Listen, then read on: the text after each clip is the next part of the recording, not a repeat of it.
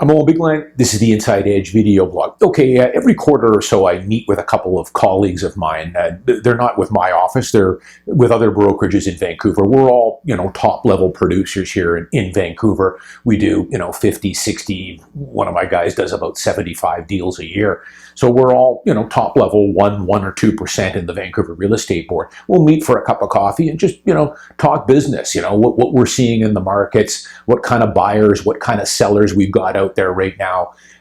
We'll talk just about marketing. What are you doing these days to market some of the homes? Anything new on the horizon? Virtual staging companies, video companies, that kind of thing. So we got talking as well off on.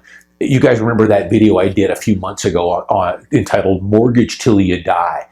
And this is something that we talked about. One of the reasons why maybe we're not seeing nearly as much inventory the last 3 or 4 years. Inventory for good quality detached homes, townhomes especially, are as rare as hen's teeth. Duplexes, good quality one beds I often talk about are always in limited supply, always pretty much favoring the seller. And one of the reasons for that, we kind of came to the conclusion, is the ability to tap equity in a home without having to sell it. And this has changed a great deal over the last decade. I've talked about this a few times in passing. As you guys know, I've been a homeowner in Vancouver here coming up to 35 years now, and an investor. So I've got a pretty good sized portfolio. In the past, when I wanted to tap into equity, this is going back 10, 15 years, it wasn't easy. You had to go to the bank, let's say the mortgages with Royal Bank, and say, hey, listen, I bought this house 15 years ago. I've got about $350,000 of equity in it. I'd like to tap into some of this equity. I want to renovate the home, or I want to use the money for part of a down payment to buy another place. It could be done, but it was tough. It was like pulling teeth with these guys. They were not very receptive to it. Back 10, 15, 20 years ago. And if they were, you had to go through a lot of hoops and hurdles. I can remember paying, I think, $1,000 to $1,200 to get the application process going. Then they wanted to do an appraisal, a physical appraisal of the home that you wanted to pull the equity out of. And then there was a very conservative ratio that they would give you. In other words, if you had $300,000 of equity, I can remember, hey, we'll give you $70,000 at X interest rate. Well, now, of course, interest rates are much, much lower. But the other thing is they've structured mortgages now very differently than what they did before. I've talked about this, how, a lot of them, it's kind of called a wrap, where it's basically a built-in line of credit built right into the mortgage. And, you'll have a side fund there. As you pay down the mortgage every month, you build up a line of credit, which of course goes up. And this line of credit is accessible at any time at a very favorable rate. It's usually prime plus 0.5% or prime plus 0.75%. Now, this money is accessible at any time. You don't need to make a phone call or fill out an application or get an appraisal done. Nothing. The money is just sitting there. And, we were talking about how a lot of homeowners are taking advantage of this. And now I know people will say, well, yeah, I read in the paper that they're all over leveraged and everything else. They're not. They're not at all. I mean, the bank will only allow so much money to be built in this line of credit. They leave plenty of a buffer, trust me. And besides, most of these homes are being purchased with 20 or 25% down to begin with anyways. Most people use conventional mortgages in Vancouver. Nobody's using high ratio here, and haven't for a decade or more. So there's that, and then there's also that article that I had talked about that was posted in the Financial Post about mortgage till you die. A lot of people are actually just resetting the clock. In other words, if they bought a detached house in Surrey, let's say, 18 years ago, they might have at this point, let's call it $900,000 of equity built up into this detached home. They've got 9 years left on the mortgage. In some cases, they will just go to the bank and reset the clock with a new 25-year mortgage. And then what they'll do is the bank will just cut them a check for $300,000, $400,000, $500,000. They will add that on to the new mortgage.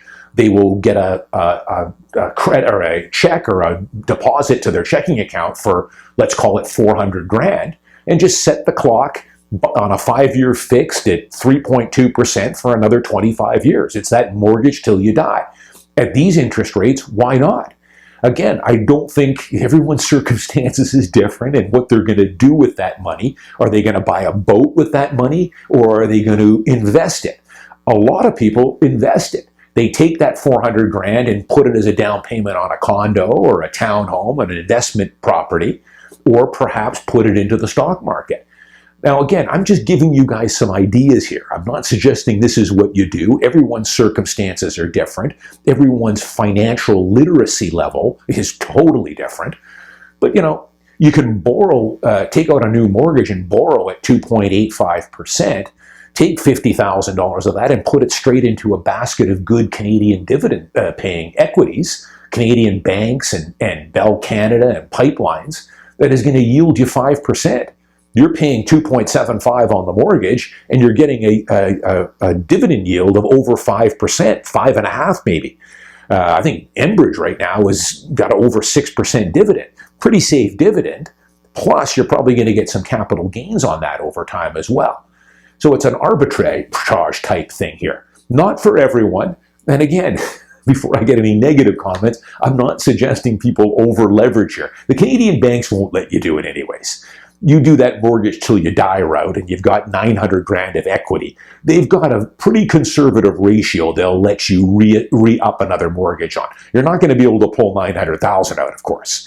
You might be able to pull out 300,000. They'll send you a check and then start a new mortgage with 25 years, set the clock again.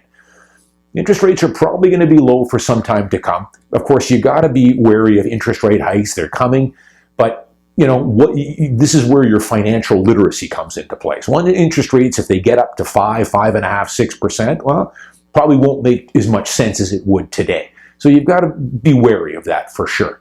But part of this, you know, these good high quality condos and townhomes and duplexes and detached homes, in the past, people had to sell if they wanted to access that money to retire on or invest or buy another property.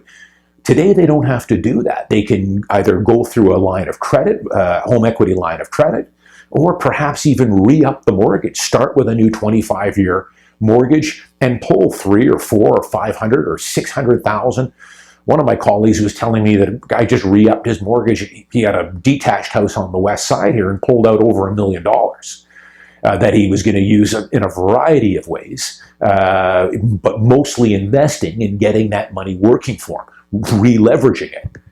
So might be one of the reasons why, you know, we are getting such low inventory levels here on the quality homes. Part of it is the easy access to get equity out of your home these days. Much easier than it was 10 or 15 years ago.